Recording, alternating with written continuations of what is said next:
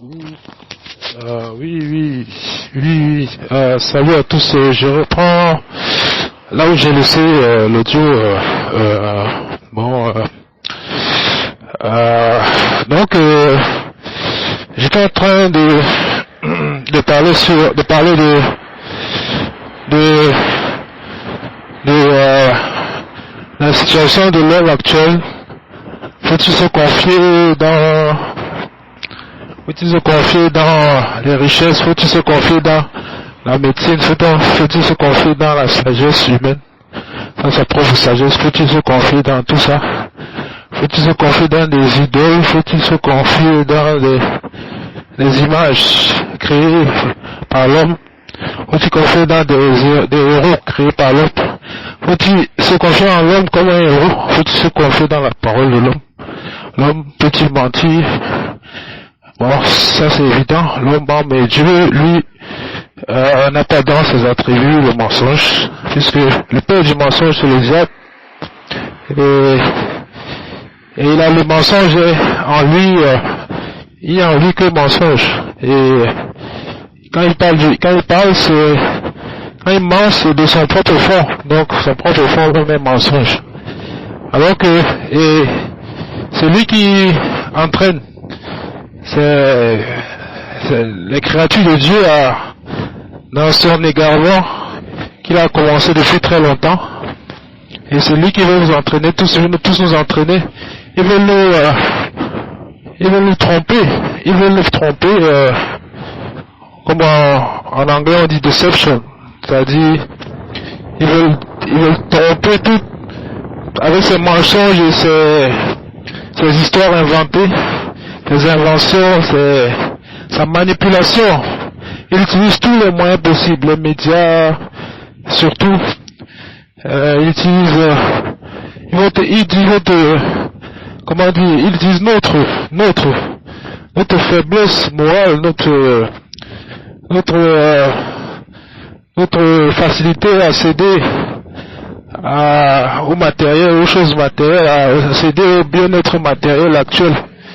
Parce que nous sommes tous dans ce combat, nous avons tous ces problèmes. Nous tous nous avons besoin de bien vivre, de bien manger, d'être logés décemment. Nous aimons toutes ces choses. Nous pouvons. C'est difficile de vivre sans ces choses. C'est difficile de. En fait, souvent l'on croit que quelque chose est bien, pourtant elle n'est pas bien, comme il le croirait. C'est comme dans les relations entre hommes et hommes, entre humains, entre nous. Si l'un se manipule l'autre, il va lui faire miroiter quelque chose de mieux. Vous allez voir quelque chose qui a l'air positif au premier abord, qui a l'air intéressant, qui a l'air séduisant, parce que le diable c'est un séducteur. C'est pour ça que l'esprit du serpent, c'est l'esprit de séduction. Parce que le diable, en fait, le serpent, c'est pour décrire la mentalité du diable. Le serpent, ça dit séduire. Donc, séduire et empoisonner aussi. Une fois qu'il vous a empoisonné, vous êtes mort. Il vous reste plus beaucoup de temps à vivre. C'est pour ça que certaines personnes voulant s'enrichir sont tombées dans le piège de la séduction du diable, et avant même qu'ils aient pu comprendre, ils n'avaient plus que quelques années à vivre, et ça on le voit dans beaucoup de domaines. Enfin, maintenant c'est généralisé. Si vous voulez aller très loin en hauteur, vous allez passer par là. Si vous voulez aller, en fait, si vous avez trop d'ambition, vous avez des ambitions surhumaines, vous risquez de tomber dans le piège. Et tout ça, c'est à cause de, justement, les gros yeux de l'homme, le gros ventre. Donc, et c'est ça, il faut le savoir. Et maintenant, toutes ces vérités-là ne sont même plus cachées. Elles sont divulguées même par lui-même. Tout le monde peut l'observer dans les médias, dans les plateformes. Vous allez sur YouTube, vous allez sur Facebook. Et au contraire, c'est comme si le mensonge maintenant veut couvrir toutes ces choses et vous endormir. Parce que les gouvernements vous donnent un semblant de répit pour un temps. Et afin que vous relâchiez, vous détendiez, vous relâchiez la vigilance. Et au fur et à mesure, il affaiblisse votre mental, votre volonté, et ils vont passer toutes sortes de mots d'ordre que vous devez appliquer. Et à cause de notre faiblesse, nous appliquons sans réfléchir. Donc, c'est pour ça que il est important de discerner. Il est important de discerner. Et il est important de savoir que Dieu est souverain, que Dieu est suprême, sa puissance, il est tout puissant. Et ce ne sont pas seulement des mots, parce que sa puissance a été démontrée. Jésus est venu dans la chair, le Seigneur lui-même est venu. Et il est venu dans toute sa puissance et dans toute sa gloire. Il a fait des miracles, il a guéri des malades, il a chassé les démons, il a fait des miracles, il a fait toutes sortes de choses qu'on n'a même pas pu, comme il est dit dans la Bible, il a fait des choses en grand nombre qui sont même innombrables. Et donc, il a donné ce pouvoir, il a soufflé de cet esprit sur ses disciples pour qu'ils en fassent autant, et ils en ont fait autant. Il y en a d'autres qui ont fait même encore des choses encore plus surprenantes. Donc il faut lire la Bible. Si vous lisez la Bible, vous verrez. Et ces choses en tant que disciples, c'est ce que nous aussi nous pouvons faire. En fait, c'est ce que nous recevons le pouvoir de faire une fois que nous avons cru, une fois que nous avons décidé de devenir disciples, comme il a dit dans sa parole. Allez faire des disciples de toutes les nations, les baptisant au nom du Père, du Fils et du Saint-Esprit. Et voilà jusqu'à la fin des jours. Donc c'est cette promesse qu'il a donnée. Il a dit, vous avez reçu gratuitement, donné gratuitement le don de guérir des malades, de chasser les démons, il a bien dit guérir des malades et soigner, imposer les mains. Les saints imposent les mains sur les malades, ils les enduisent d'huile, ils leur mettent de l'huile et ils prient pour. Il faut faire des jeûnes, s'il faut faire des jeûnes, ils font des jeûnes. Et la prière du fervent sera récompensée, sera agréée. Donc si vous êtes malade, au-delà de ce que la médecine classique peut vous soigner, il faut se référer à la Bible, à Dieu, il faut se référer à la puissance, il faut se confier dans la puissance de Dieu. C'est à ce moment-là qu'il faut croire, il faut avoir la foi. Il faut avoir une foi parce que la foi déplace des montagnes. Et c'est la foi du malade qui lui permet d'être guéri. Donc il faut avoir la foi si vous voulez être guéri. Et une petite maladie comme cette maladie, c'est franchement, vous prenez juste un passage de psaume et vous êtes tranquille. Moi, c'est mon avis, c'est ma conviction. Donc, ne vous laissez pas manipuler. Et maintenant, s'il y a des choix à faire, à un moment, il faudra faire le bon choix. Il faudra faire le choix de choisir soit le monde, soit Dieu. Donc, choisir soit un bien-être matériel passager, soit une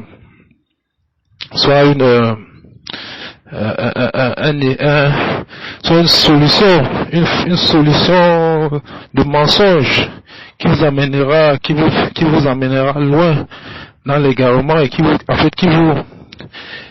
risque même de vous fermer les portes du royaume des cieux. Donc c'est un choix important à faire aujourd'hui. Dieu veut que tout le monde soit sauvé parce que il est amour, comme il est aussi écrit. Et Dieu aime ses créatures. Il a voulu que tout le monde soit sauvé, que personne ne périsse, mais que tout le monde soit sauvé. C'est pour ça qu'il a envoyé son Fils unique. Et il a dit que si vous croyez en celui qui est venu, le Seigneur, en ce Seigneur qui est venu, et si vous confessez de votre bouche qu'il est le Seigneur, qu'il est le Sauveur, et si vous croyez, si vous le confessez, et si vous croyez que le salut est venu par lui, est possible par lui, vous serez sauvés. Il est aussi écrit, celui qui croit sera sauvé, celui qui croit et qui sera baptisé sera sauvé. Donc, faites-vous baptiser. C'est ce que Pierre dit dans Actes chapitre 2, verset 38. Repentez-vous et que chacun de vous soit baptisé au nom de Jésus pour la rémission des péchés et vous recevrez le don du Saint-Esprit. Voilà. Donc,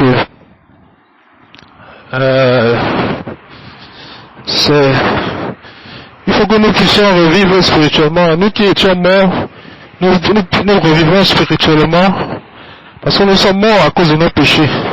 Et donc le péché qui habitait en nous nous avons suivi les passions de notre chair, c'est-à-dire nous avons suivi l'esprit de la chair. Parce que la chair c'est aussi un esprit.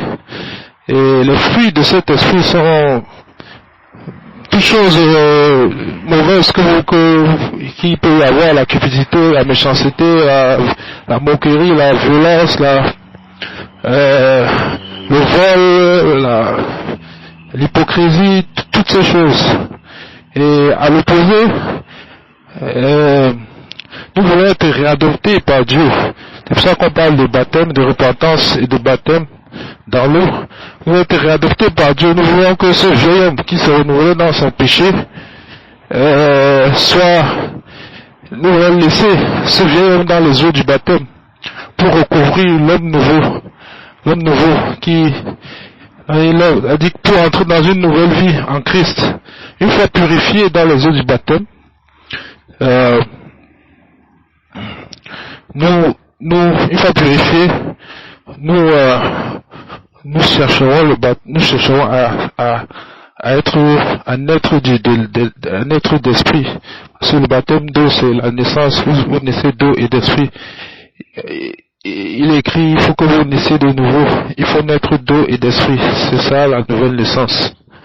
Et une fois que vous êtes né d'esprit, une fois que l'esprit est venu, demeure maintenant en vous, donc l'esprit vous emmènera dans toute sa vérité. Il vous fera comprendre, il vous guérira en fait. Parce que c'est la guérison.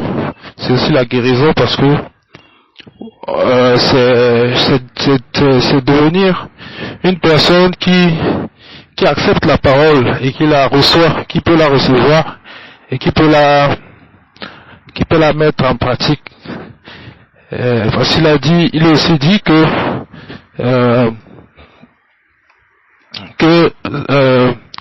je changerai votre cœur de pierre et je mettrai un cœur de chair. Donc un cœur qui peut écouter. Parce que ceux d'avant, parce que les Hébreux de l'époque qui étaient en fait tous ceux qui s'accrochaient à l'ancienne loi, à l'ancienne alliance, ils avaient fermé leur cœur. En fait, ils cherchaient plutôt leur privilège, ils cherchaient plutôt ils ne cherchaient pas à faire le bien à leurs proches, ils ne cherchaient pas à ce qui est bien, ce qui est pur selon Dieu, ils ne cherchaient pas vraiment à plaire à Dieu, ni à faire du bien à leurs semblables, mais ils cherchaient plutôt à avoir des privilèges et des statuts dans la société, dans cette société-là. Donc, ils n'ont pas reçu le message que Jésus est venu leur apporter. Ils ont fermé les oreilles pour qu'ils ne voient, qu'ils n'entendent pas. Ils ont fermé les yeux pour ne pas voir. Ils ont fermé leur cœur pour qu'ils ne comprennent du cœur et qu'ils ne se convertissent et que le Seigneur les guérisse. Et c'est pour ça qu'il ne faut pas faire aujourd'hui afin d'être sauvé. Au contraire, ce qu'il faut faire, c'est se convertir. C'est accepter cette parole, c'est recevoir cette parole que le serviteur de Dieu prêche ce message de repentance et de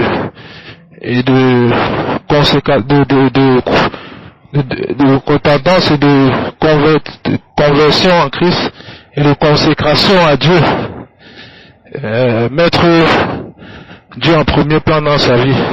Baser sa vie sur un fondement solide, sur le roc des âges, la pierre angulaire.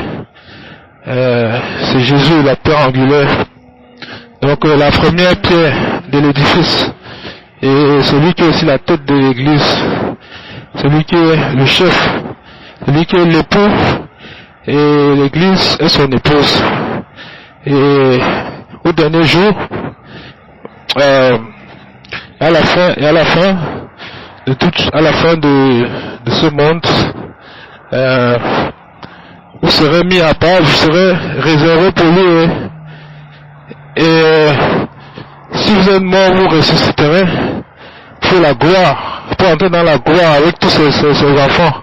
Entrer dans la gloire et vous serez transformés en un instant. Dans un corps du corps de chair, vous obtiendrez un corps glorieux. Donc semblable à lui-même, à son propre corps. Et vous serez saints. Là, à ce moment-là, nous serons vraiment saints. Et nous pourrons vivre avec lui dans la vie céleste pour l'éternité et pour le bonheur éternel.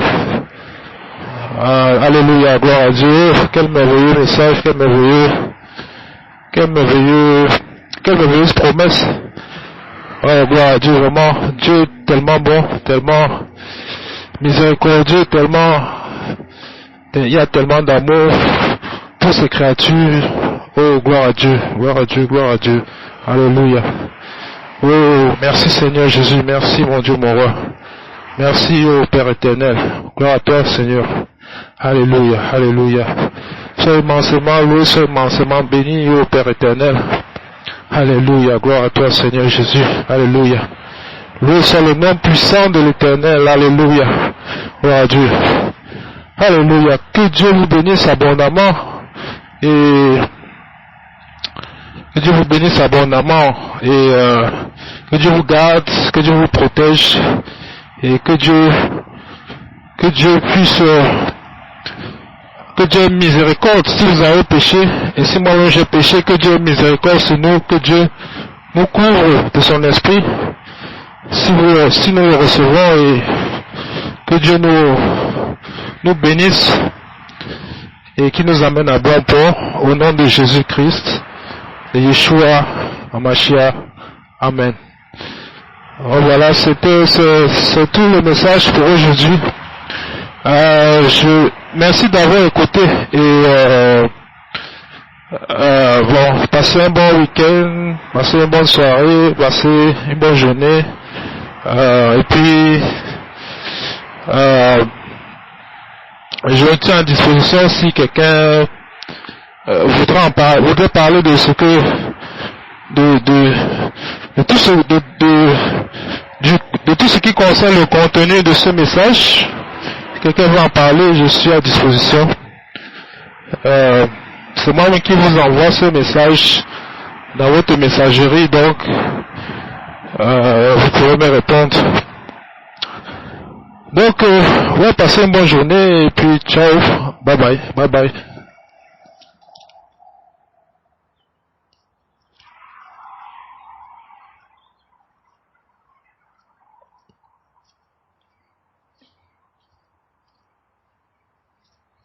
Okay.